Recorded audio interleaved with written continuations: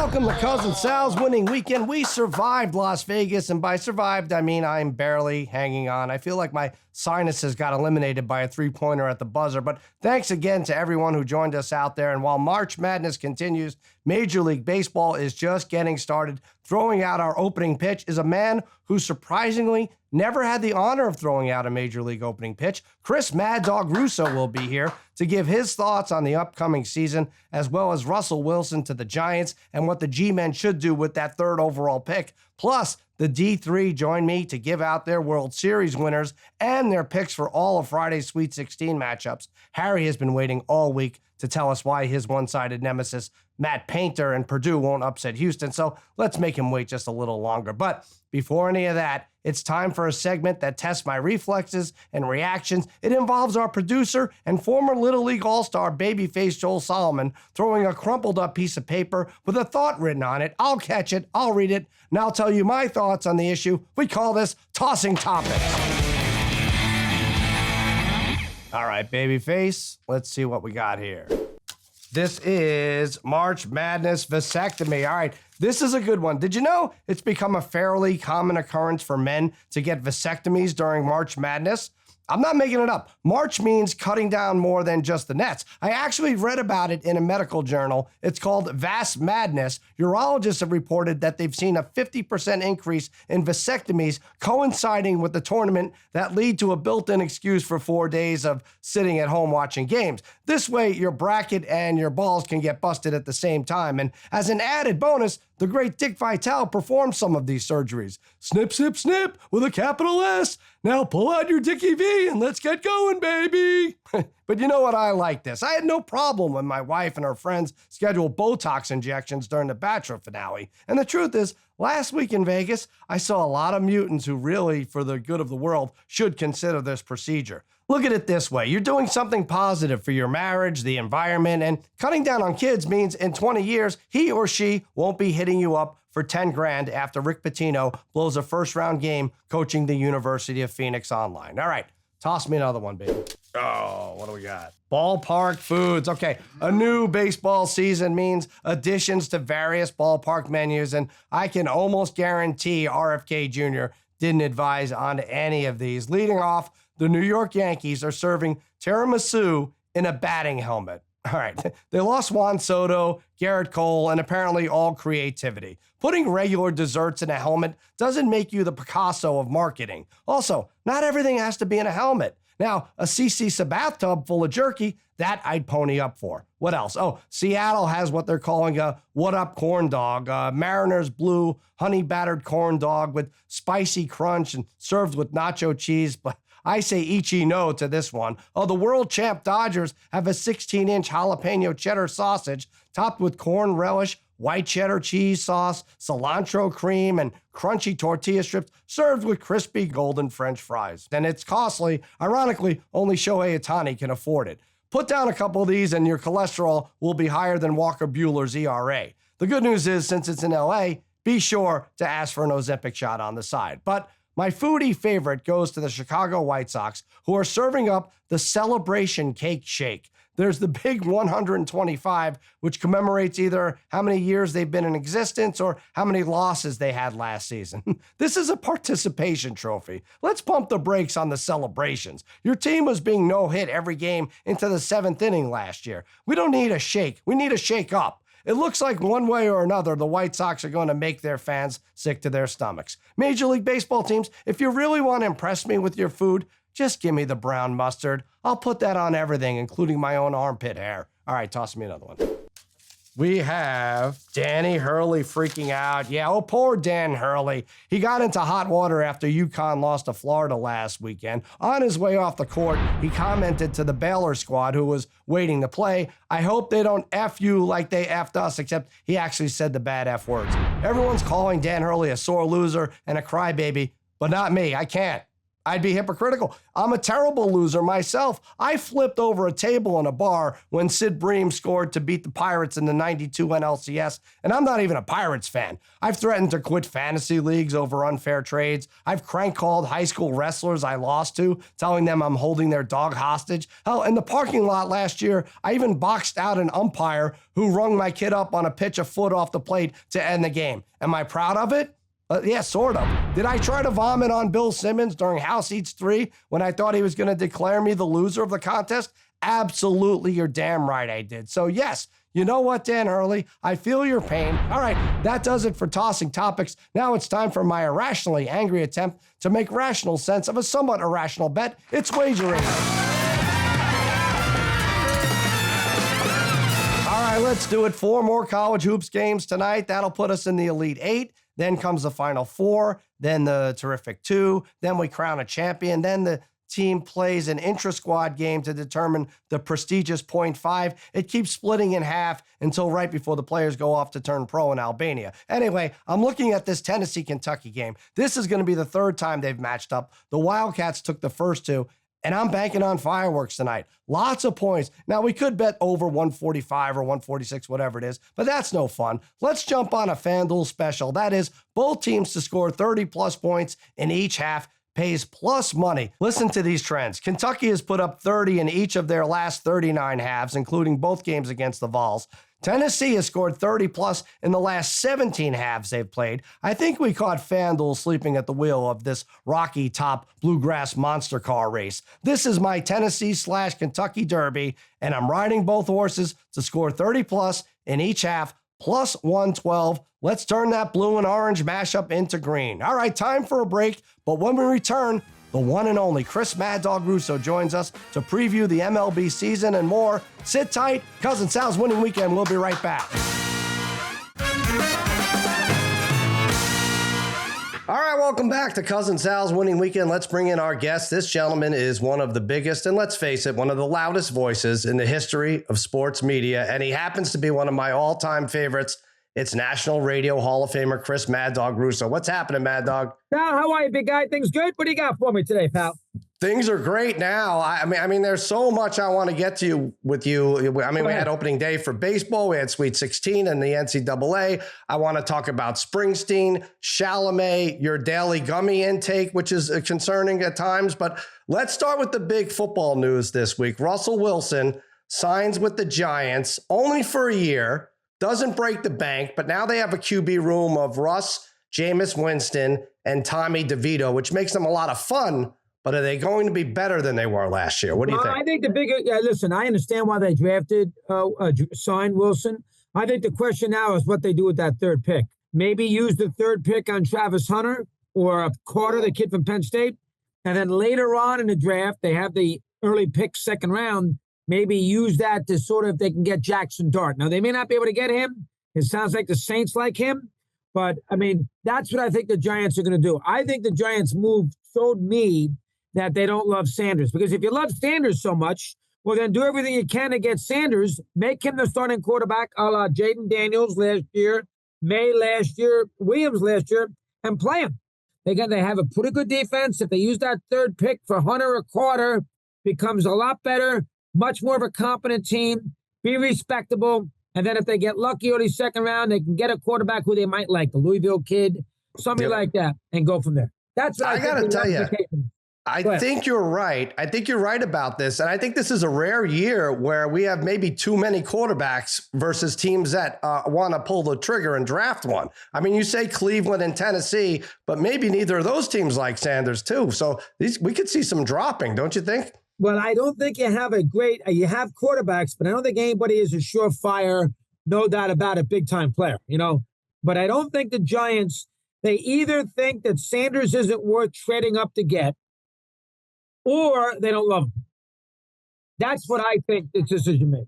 I know you discussed it with Stephen A. Did you see the Giants over-under win projection? 4.5. I did see that. Do you think that's fair? I mean, they're coming off a 4-win year. I would go over.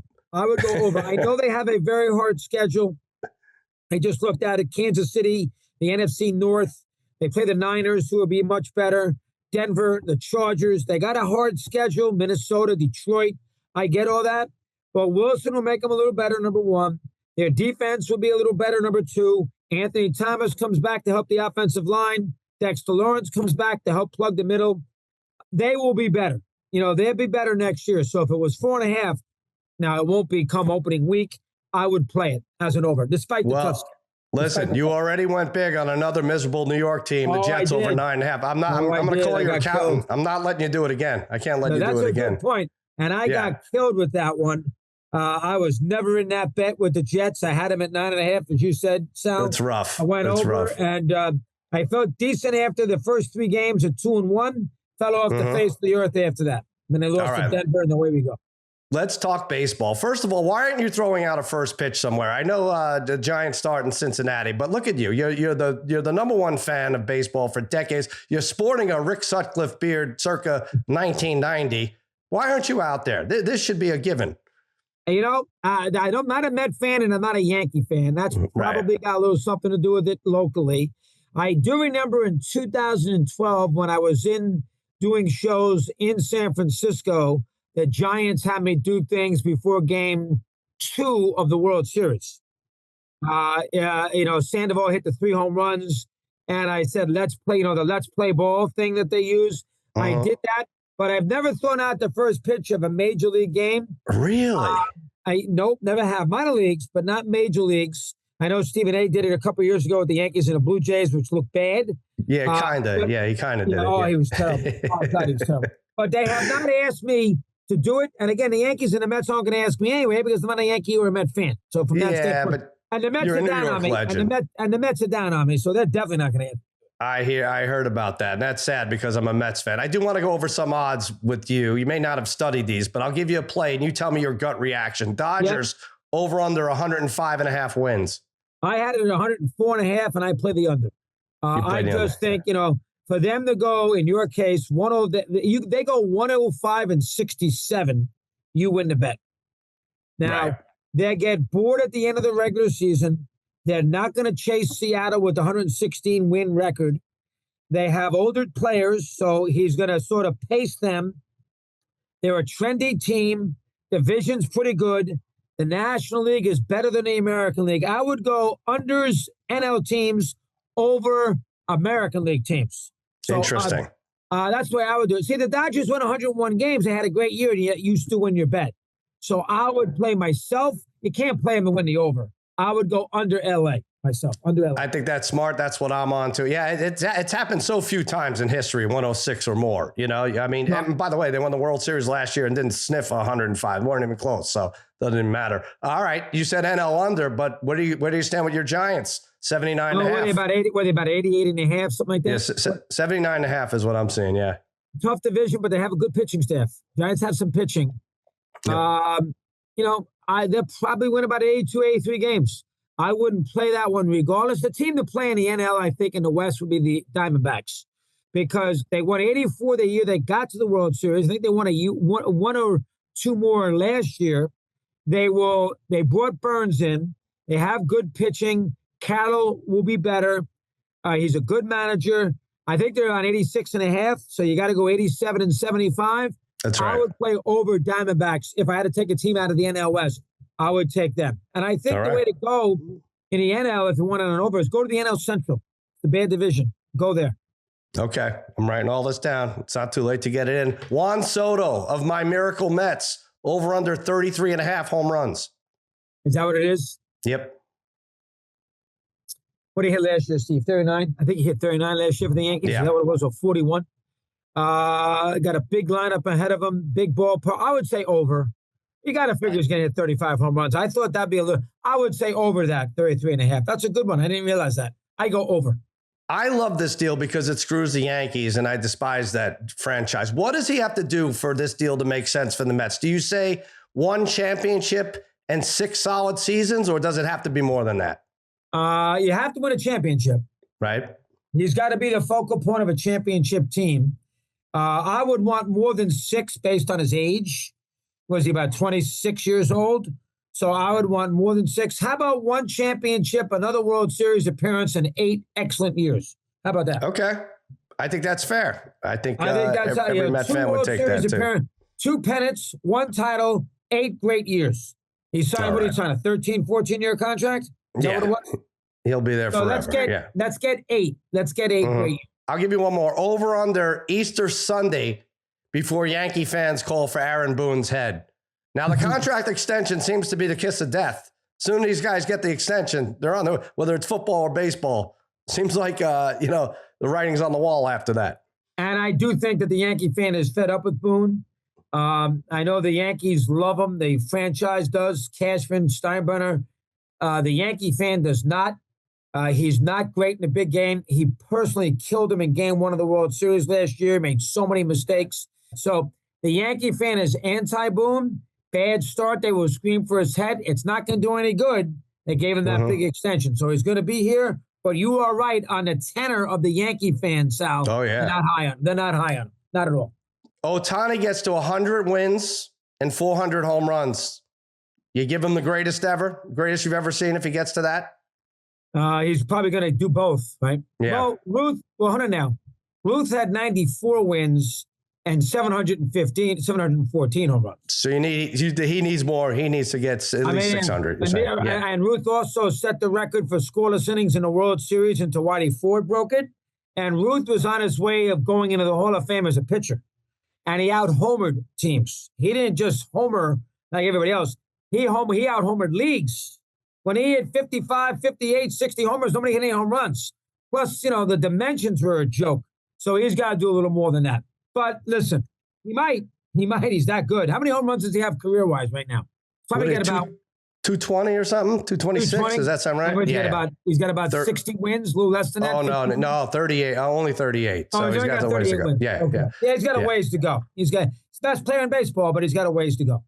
I know this gets under your skin. Major League Baseball split from ESPN, and now they're going to have to find a new spot to broadcast these games. More likely 10 new spots. And I know you hate this, having to find games on different platforms. You're baseball's number one fan. You have been for decades. What do you say to Manfred? What solution do you pitch to him so that viewers aren't scrambling to find Red Sox Yankees on a Thursday night? And he's coming on here at 3:00 today, this afternoon. So I'll ask him that very question. Good. Yeah, the Yankees are on 7 different scale TV outlets this year. ESPN, Fox, FS1, Yes, Apple TV, Amazon, and Roku. I mean, that's ridiculous. Too many. I understand they're trying to maximize every nickel, but that's a major problem. I mean, and if you're on a streaming service, you can't use the remote properly. I usually do a little thing myself. I don't watch the games when they're on these other channels. I'm on the streaming services. I've heard you say that. Is that true? I usually don't. I usually don't. If you're going to do that to me and make me work hard, I'm not a huge Yankee fan anyway. If you're going to do that to me and make me work hard, well, then the hell then. I'm not going to do it. I got other games I can watch. I got other things I can do. I'm not going to do with it. That's a major problem. I mean, they are trying to maximize every penny with their teams. And by doing that, they're making it more complicated for their fan base, meaning you, me, to follow the team. Put this into perspective. I'm a degenerate gambler, so I have to wake up and watch and bet soccer right away. I could essentially watch any soccer game in the world on 3 platforms. And you're telling me baseball has 7? The Yankees are on 7. Is that true? You can watch it on 3 platforms in soccer? Yeah, 3 or 4, any soccer game. Anyway, I know. I didn't realize that. It's a major, and losing ESPN hurt baseball. They can deny it all they want. It doesn't look good when ESPN blows you off. It doesn't look good for the sport. Before you go, we've got one last question for you. We call this Cousins Conundrum. Cousins Conundrum. All right, dog. You are offered $10 million a year to return to afternoon radio with Mike Francesa. It's not Stephen A. money, but pretty good, right? Or $3 million a year, once a week, a music podcast, you and Bruce Springsteen. In either scenario, these are your only forms of income, and either gig is good until you die. Which are you picking? I would do the Mike pick. You would? Yes. You have to talk sports. I can't sit there talking to Bruce every day for 3 hours. Mike, I can talk sports with forever. I would do that. That's a good question, though. But I would do the Mike thing more than a Bruce thing. if I had to do it. Yes, if that was a situation, you gave me a choice, only form of income, that is something that I would do. I love doing the solo shows, and I love Sirius. They do anything they want. Right. I can maneuver it. I can do this. I can do that. And you can't do that on local radio as much. So that's the one thing I don't like about the local radio. I'm pinned down to the Yankees, the Mets, the Knicks, and everything else.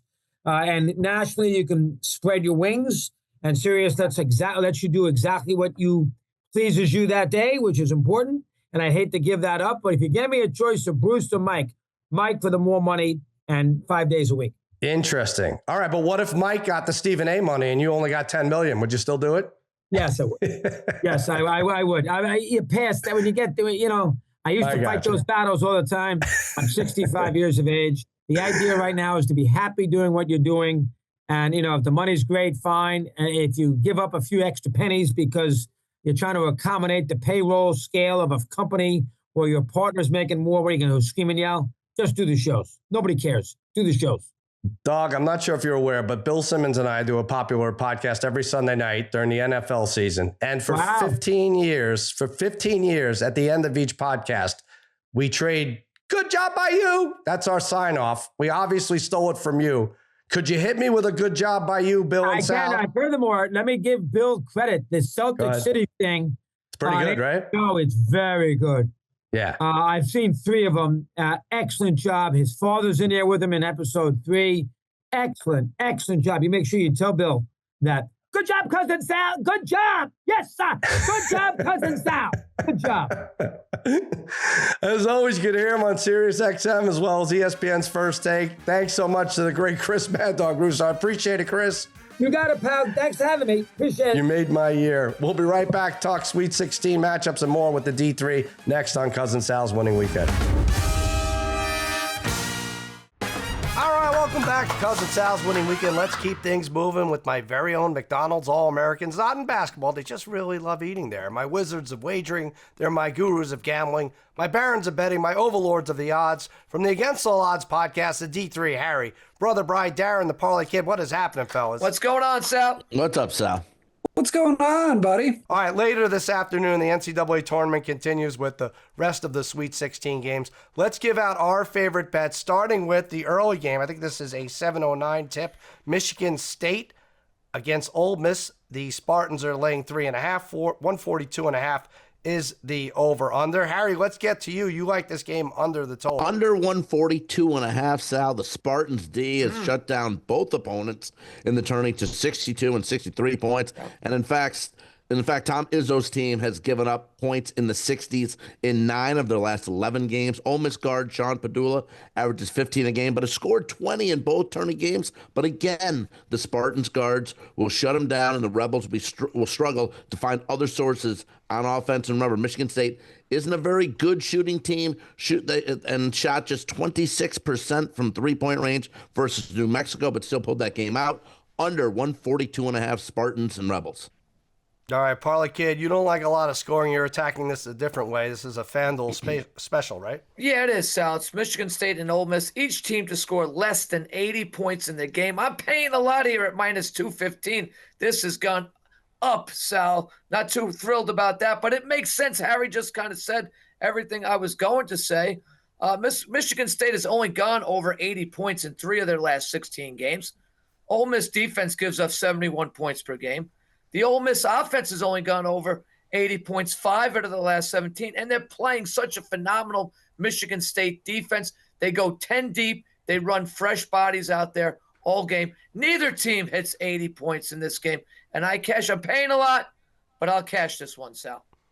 All right, and it's not Parlay Kid, who's an educator himself. He's saying less than. It's FanDuel that says less than. It should be fewer than. But you're right. It's fewer than 80 points in the game. Come on, FanDuel. Get together. All right, Bri, another one.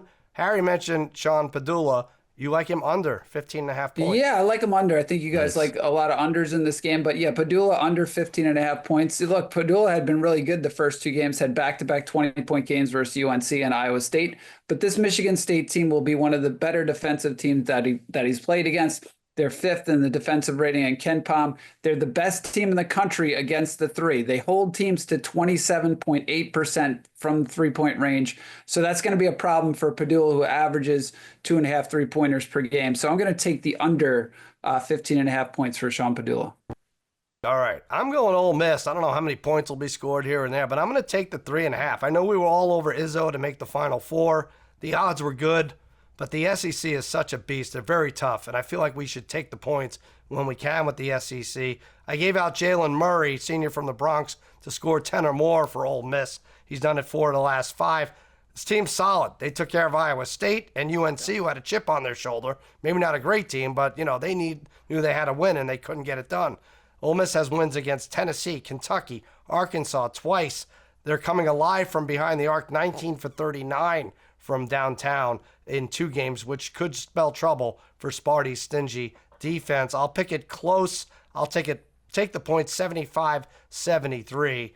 Take Ole Miss and the 3.5. Next game, Tennessee, -4.5, 144.5 against Kentucky. They played twice this year.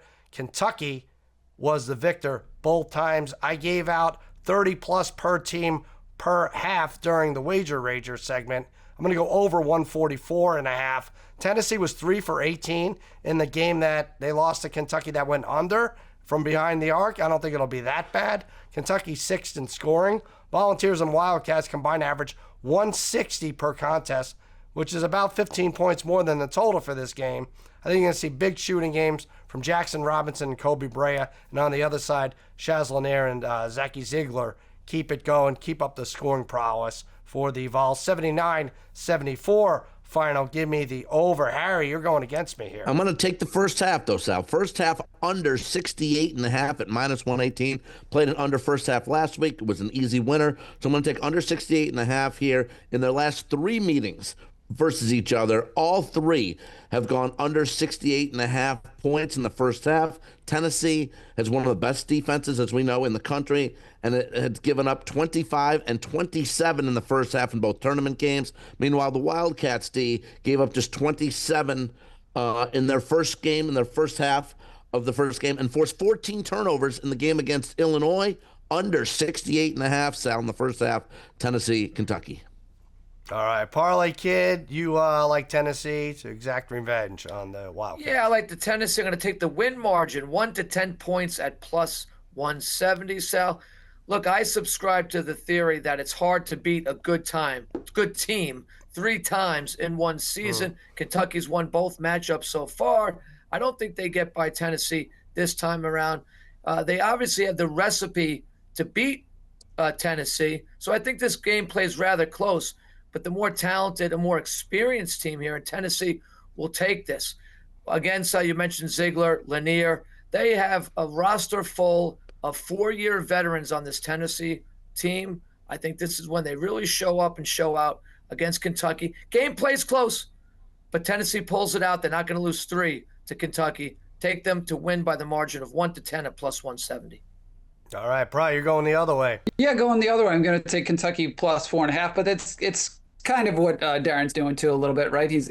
We both could win in this one here. But I didn't think Mark Pope coming into the season for Kentucky was going to do that good of a job, right? I thought I didn't really like the hiring, but he surprised me, right? They are actually a fun team to watch. I actually enjoy watching them more than I have the last couple of years. They're 6th in the country in scoring, averaging 85 points per game. And like you guys said already, Kentucky beat Tennessee twice this season. So I know it's hard to beat a team a third time, but I just think this is another close one, right? Kentucky seems to be playing well in this tournament. Nothing to me says this is going to be a Tennessee blowout here. So I think they keep this close, potentially win. I'll take the 4.5 with Kentucky. All right, let's hit the night games now. Auburn, 9.5 point favorite, 153.5 against Michigan. Wolverines, big underdog here. Harry, you're taking those points. I am going to take those points, Sal. Plus 9.5. Look, Bruce Pearl's team hasn't looked dominant of late, going just 3-3 straight up in their last 6 games. And after losing their last 3 regular season games, the Wolverines have won 5 in a row, and that includes a Big Ten tournament championship. Vladislav Golden and Danny Wolf are going to give Broom and the rest of the Auburn Tigers numerous issues in the paint. Wolf was second in the Big Ten in double-doubles, and Golden has led Michigan in scoring in 7 of the last 9 games.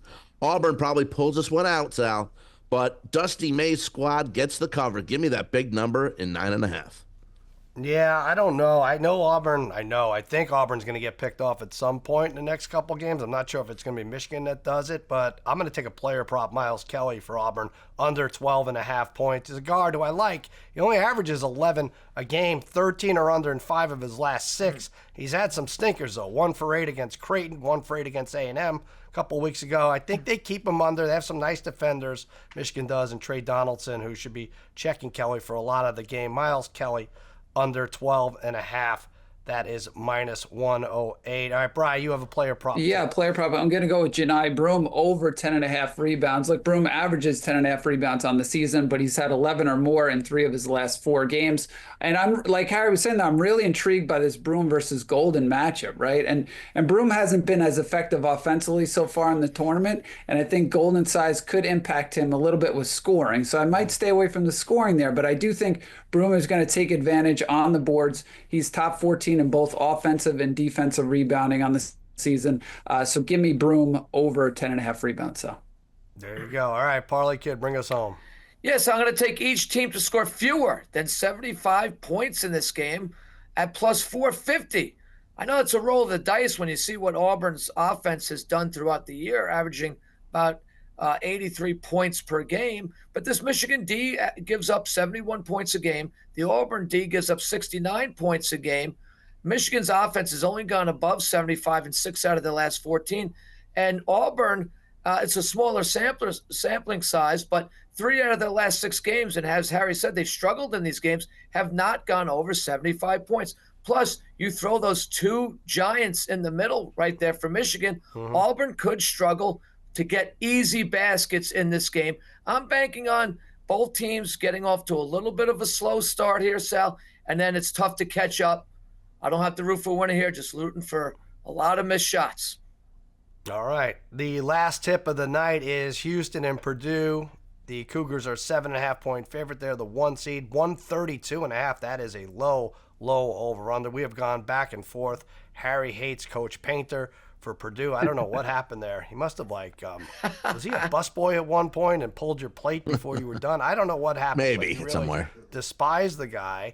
The Parlay Kid asked you to apologize because he's in the Sweet 16 again. You don't want to do it. You think it's too early, and you think they're going to get pounded tonight. Not only do I think Houston covers, Sal, I'm going to do an adjusted minus 14.5 at plus 240. Yeah, okay. Purdue beat High Point and McNeese, an 11 and a 12 seed. Big deal. LJ Cryer lights it up for the Cougars. Purdue is finally playing a real team, and that equals Painter getting pounded. The Boilermakers have 7 more losses than Houston does, and 7 times this year, 7 times, Purdue has gotten punished by double digits. Make it 8, Houston 82, Purdue 62, and I'm being generous for Purdue and Painter here, Sal. Wow, you are a very generous guy, giving them 62 points. Parlay Kid, how does that figure into your little parlay here with each team to score? Well, it's funny because Harry had High Point beating Purdue in round 1, and now all of a sudden they didn't beat anybody. So somebody explain to me how that works. But Sal, I've been taking all these low-scoring games. I'm going to take Purdue and Houston, each team to score 25-plus points in each half at minus 162. This seems like a bargain. Look, I know it seems like this could be a defensive battle. Houston plays really good defense, but we're talking about a Purdue team that averages 78 points per game and a Houston team that averages 74 points a game.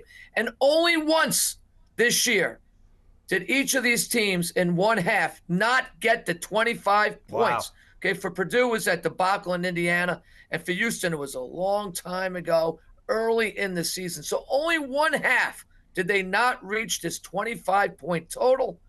This seems too easy to me. maybe, hopefully it is that easy, Sal. But I like this one. I like it, man. At this level, that 25, what is that? Like 9 baskets, really? I mean, then you go to the free throw line. Yeah, probably add it up. It's about right. Shots or threes. All right, I'm gonna go player prop. LJ Cryer. This guy's been fantastic. 4+ threes get you plus 154. He had 6 against Gonzaga. He had 5 against that clown team, Edwardsville, whatever they were. 4 or more a bunch of times. That did it against Kansas, BYU, a bunch of tournament teams. Now it's versus Purdue. McNeese had a guy who had 4 threes against Purdue the other day. Cryer's been letting him fly 20 3-point attempts in 2 games. He's feeling it. I love watching him. By the way, Bri, 14-1 for Final Four most outstanding player when his team is plus 550. Yeah, pretty good. That's pretty good odds. Very good. You're going player prop. Yeah, I'm going to go player prop. I'm going to take Trey Kaufman-Renn of Purdue over 17.5 points. Now, look, Kaufman-Renn averages 20.3 points per game. Kind of came out of nowhere this season, right? Was a monster all season. But, obviously, betting odds, you got to reduce this number pretty significantly, especially factoring in you're playing the #1 defense in the country. But, Sal, that being said, I think Houston they'll do a really good job, I think, defending the guards. And I think Kaufman can still get his points in this game. He's a guy who gets to the line a lot, averages 6 free throws per game, 7.5 so far in this tournament. And he's had at least 21 points in 5 straight games. And in those 5 games, he's averaging 25 points per game over that span. In the second half of the year, he's been really good offensively for them. So, again, this is one of those weird ones where normally I would say take the unders against a really good defensive team. But I do think Renn has a really good game. Maybe the others don't. But Renn does. I'll take over 17.5 points. All right, we did it. We'll be down to 8 teams after tonight. It's time for a short break, but we've got more with the D3 fellas. I hope you saved your appetite, because when we return, it's a visit from the Riverboat captain to talk best ballpark foods, and we've got our World Series winners. That's all next on Cousin Sal's Winning Weekend. All right, welcome back to Cousin Sal's Winning Weekend. Baseball is finally back, and each year, in addition to new players, teams always introduce their new foods, and for some teams, this is honestly even more exciting. I talked about this in Tossing Topics, and it got the make-believe Riverboat captain hungry and was thinking, because he wants to know, what is the best ballpark food? Is it the Dodger Dog, 3-1 odds, Mets Filet Mignon Sandwich, 7-1 odds, the Judge Burger, Yankee Stadium, 10-1 odds, or that White Sox Celebration Shake at 125-1 odds? That's a joke. Or you could go even and take the field. Lead us off, Parlay Kid. What are you going with? Well, so that City Field food is pretty good. So Juan Soto's probably going to put on about another 15 to 20 pounds this year, ordering takeout to that dugout.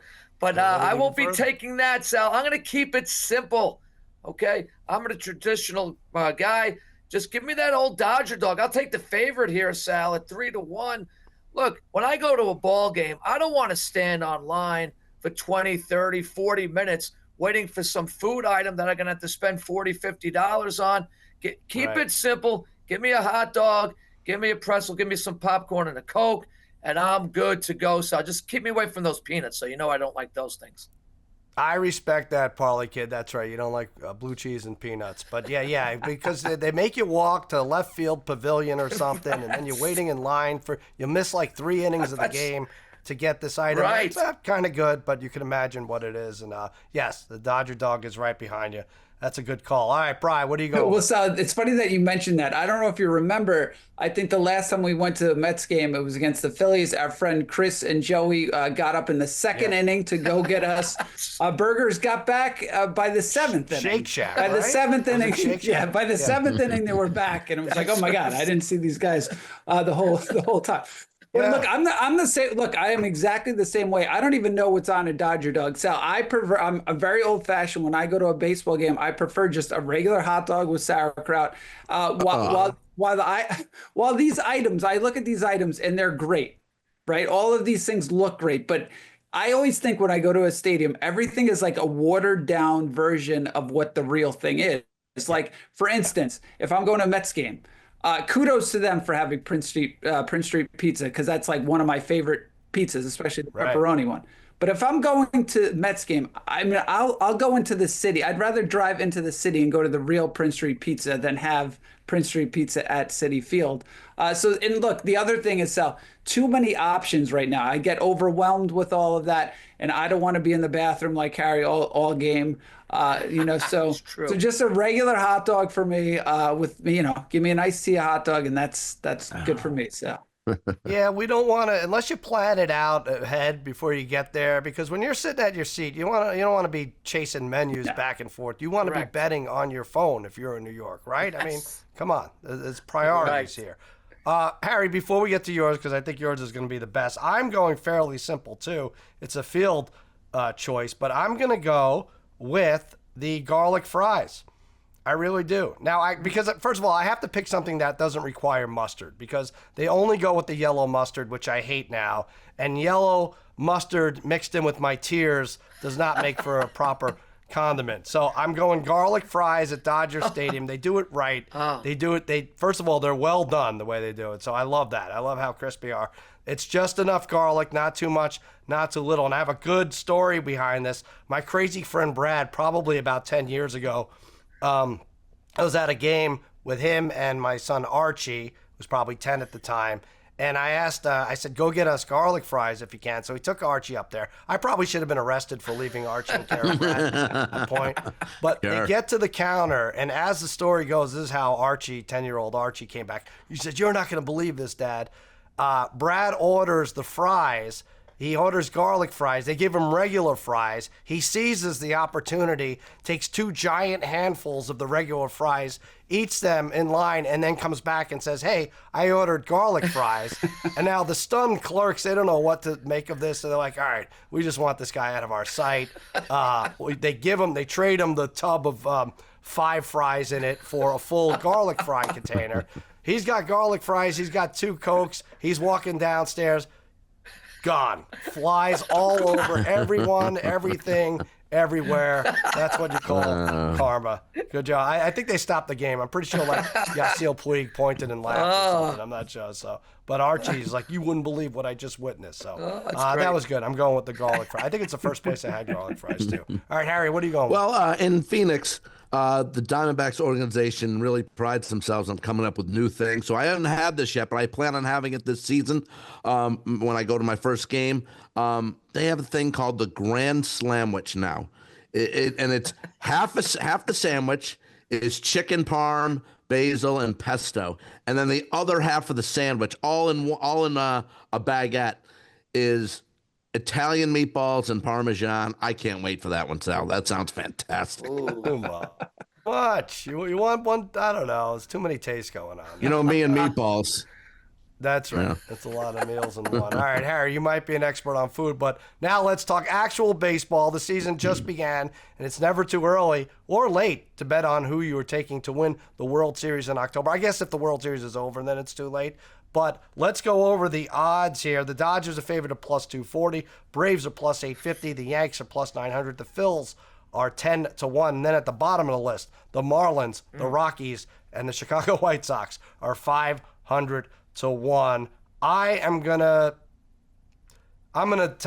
have Harry go first because he's taking the favorite. Why are the Dodgers winning the World Series? I'm taking plus 250, the Dodgers. I didn't want to, Sal. I do like your pick. I really think Parlay Kid has a shot with his long shot, but I am taking the Dodgers at plus 240. Like I said, I wanted to pull the trigger, but just on someone else, but it's just too hard. This Dodgers team is almost they're so good, so loaded, it's almost unfair. This team was in the top 5 in most offensive categories and defensive categories last year. The same's going to happen this season. The National League has some great teams, but ultimately, no one can outlast L.A. Ohtani, Freeman, Betts, it's the big 3. Will Smith has 20 or more home runs in 3 of his last 4 seasons.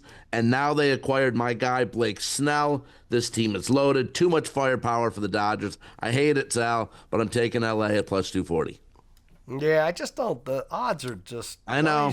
What are they going to be, even if they make the playoffs? Like, you're betting on Ohtani not getting hurt, and then they make the playoffs, you can get him at even. Maybe a minus. I guess somewhere in there. Maybe they're a minus.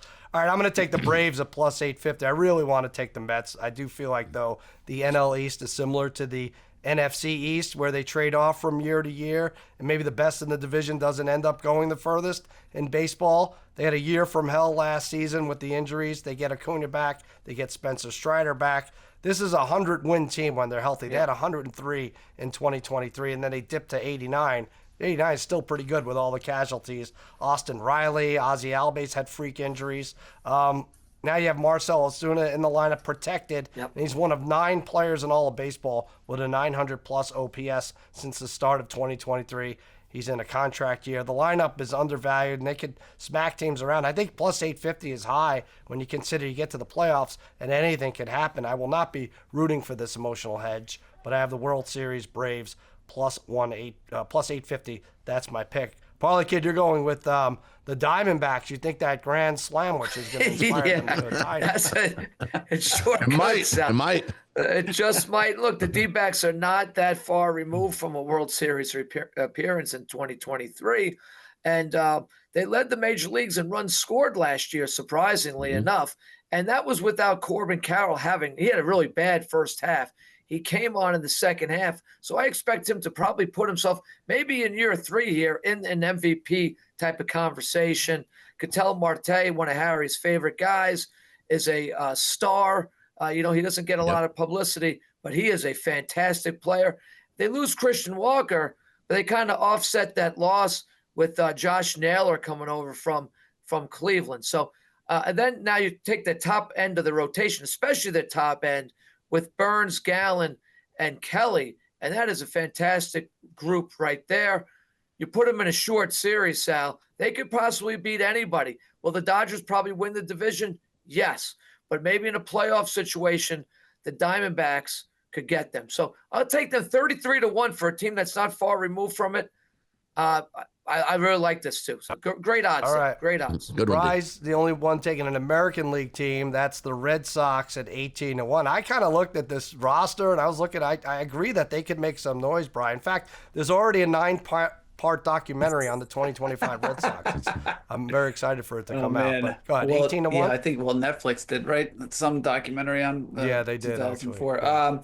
But yeah, the Red Sox at 18-1. And you know how much Darren and I hate the Red Sox here, but I think we're at a point where maybe it's easier. Like we talked about this in the football, right? Where it might be better off taking. You take an NFC team in football, maybe just because it's easier to come out of the NFC originally. Right. Same with with baseball. It's probably easier to take a team from American League with pretty good odds just to come out of there because it's so hard with those few teams in the NL to get past some of them here. But I thought, again, 18-1 was pretty good value. Look, they addressed the pitching issues with Garrett Crochet and Walker Buehler. I do think Walker Buehler will be back to normal this season. Even though they overpaid Bregman, I think he's going to be a huge part of this lineup. He's a winning type of player. And then they have a lot of still really good young players, right? Like Christian Campbell, supposed to be a phenom here for the Red Sox, and they have some others. And this year they'll be more willing to spend, right, at the deadline, make some trades if they have to. So I thought the Red Sox at 18-1 a pretty big flip for them from last season or the last couple of seasons. So I like them. So. All right. We did it, fellas. Thanks so much. Enjoy all the games this weekend. May your bracket stay intact. Harry, that goes for your bed frame as well, pal. We'll be right back to close things out on Cousin Sal's Winning Weekend. All right, that does it. We're all out of time, and Dan Hurley's going to yell at me if we go over, so let's not do that. My thanks to the great Chris Mad Dog Russo. Mad Dog, if you can't figure out how to find the games on Apple, Roku, or Paramount, you're always welcome at my house. And as always, thanks to the D3, who, as long as they give me a 1-week notice, are also always welcome to my house. And thanks to all of you for watching and listening. And please always remember, you may feel like an underdog, but just know you're all my favorites. Happy handicapping!